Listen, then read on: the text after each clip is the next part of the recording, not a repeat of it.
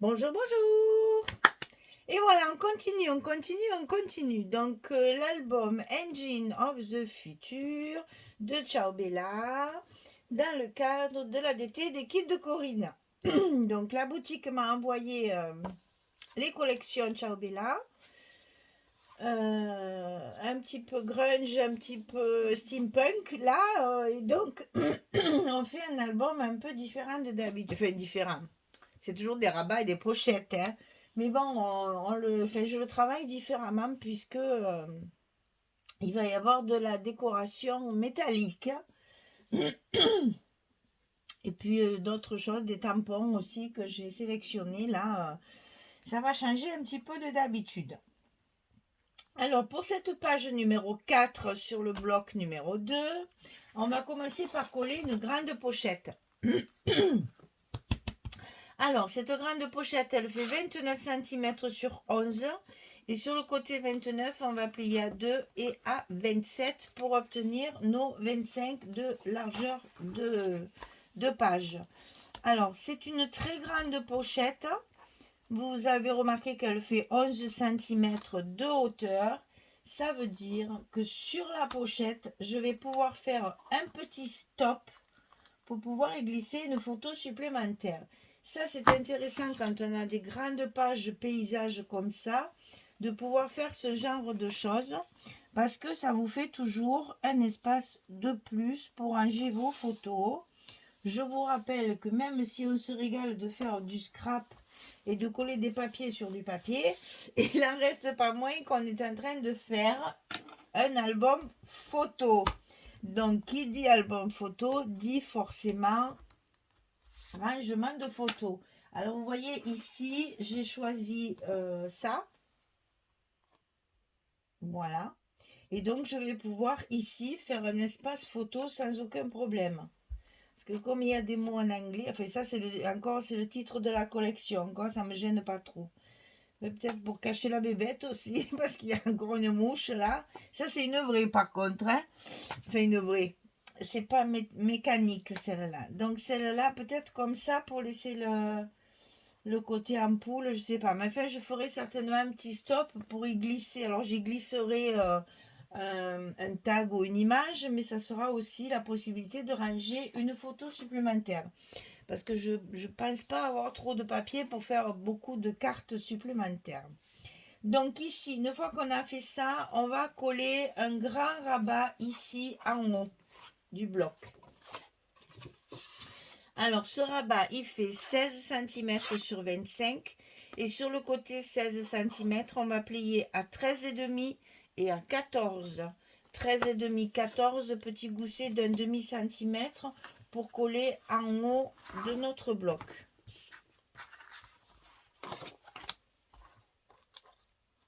Alors on y va. C'est une grande surface, alors on va prendre son temps. Enfin, c'est pas une grande surface, c'est une grande longueur surtout.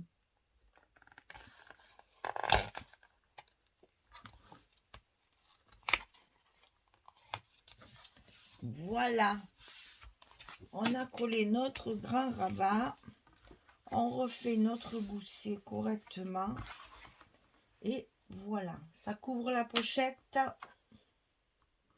et en même temps ça va servir pour fermer les deux rabats de côté.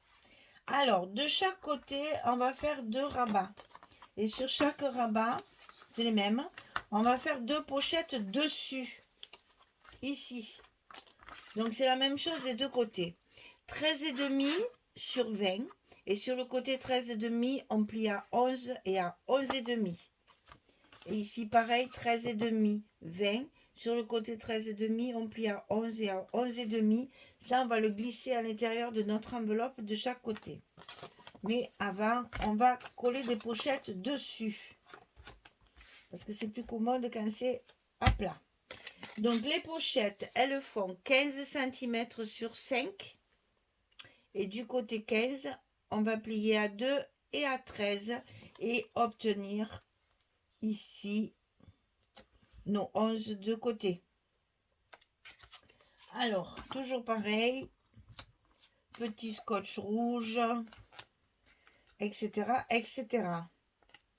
J'ai l'impression que mes vidéos sont toutes les mêmes. J'espère que ça vous lasse pas trop, parce que c'est vrai que ben, je dis toujours pareil en fait, hein, à quelque chose de près, quoi.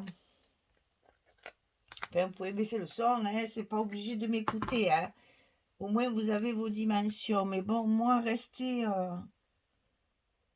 une demi-heure à filmer sans parler, comment vous dire, c'est absolument impossible, hein.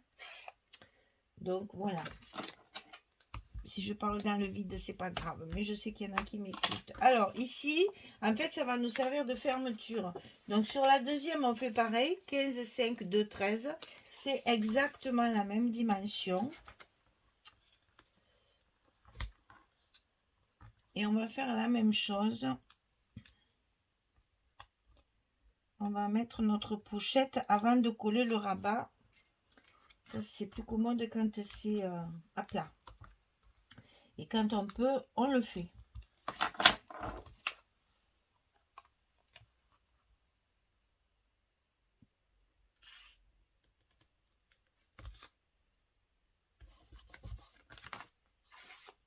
Voilà. Tout est collé, c'est parfait. On va pouvoir mettre nos rabats dans notre bloc. Alors, on y va. On fait le premier sur la gauche. Je pense que je vais ouvrir pour mieux voir. Voilà.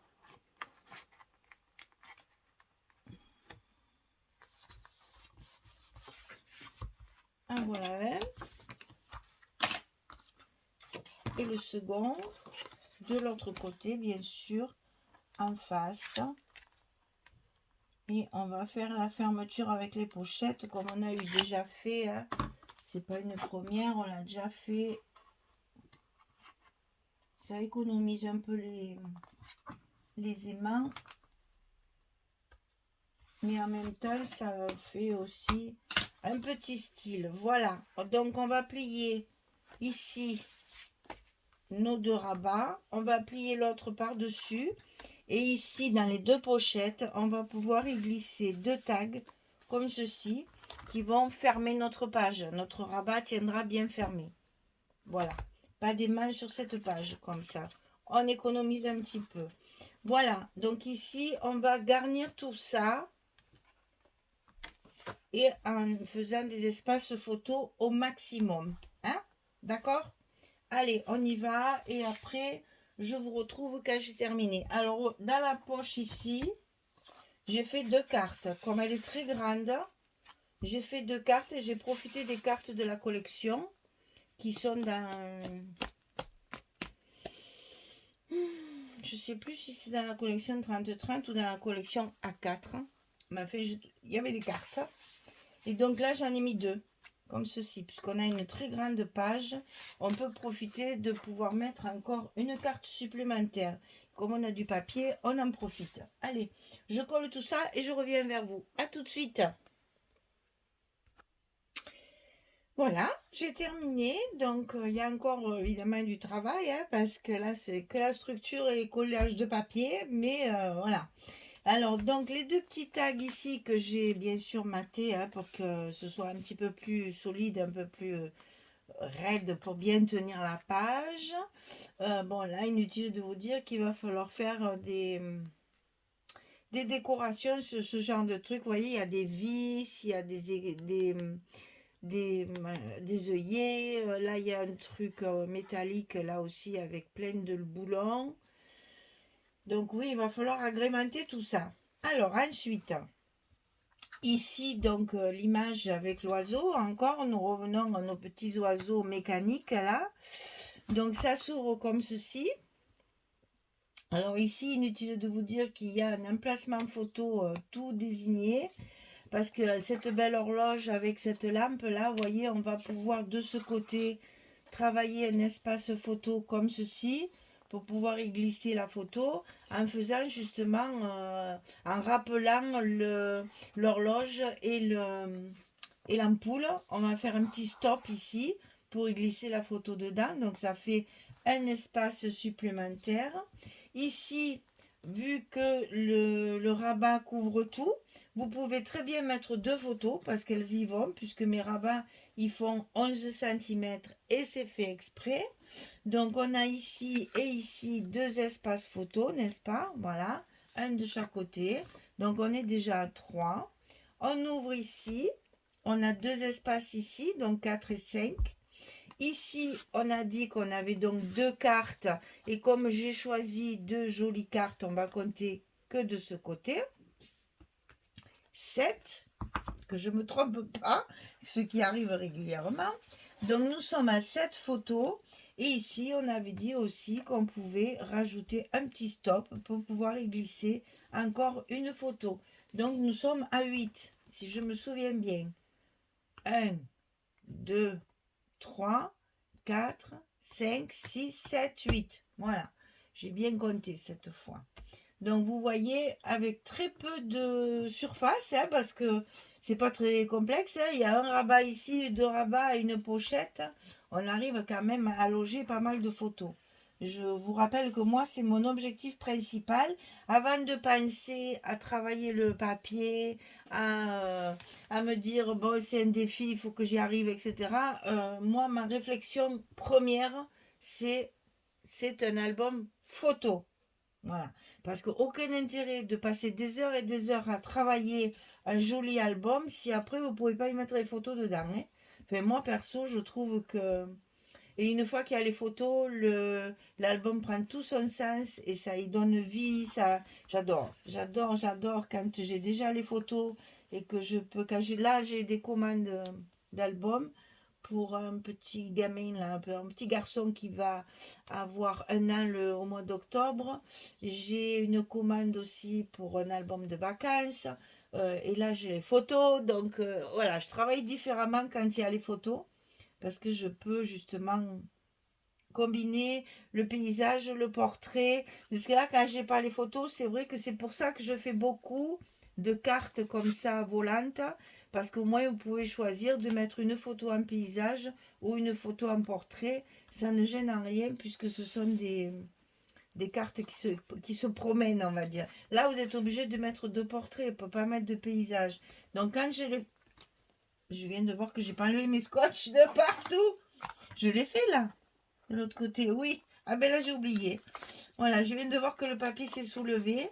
Donc, j'ai oublié d'enlever mes scotch. J'ai dû coller la pochette. Et puis, du coup, après, voilà. Si je suis dérangée ou si j'ai une idée en tête, j'oublie après de coller jusqu'au bout. Heureusement que ça se voit. Et que du coup, je peux... Il n'y a pas d'autre endroit. Hein, c'est bien tout collé. Hein. Et oui, tout est collé. Voilà, donc ici c'était la page numéro 4. On a fini notre bloc numéro 2. Il est terminé. On va pouvoir passer au 3e bloc et continuer cet album Engine of the Future pour la boutique Les Kits de Corinne. Merci beaucoup, à bientôt, au revoir tout le monde.